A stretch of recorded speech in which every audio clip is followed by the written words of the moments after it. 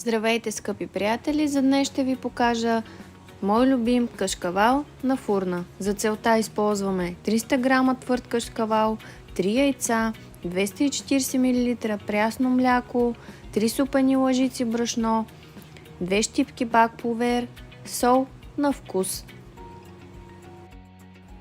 Първо смесваме сухите продукти, бак пулверът с брашното и разбъркваме добре.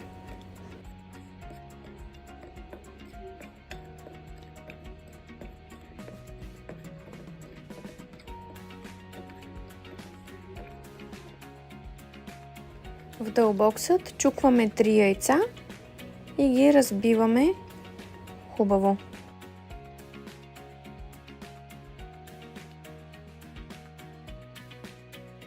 След като ги разбием хубаво на пяна, добавяме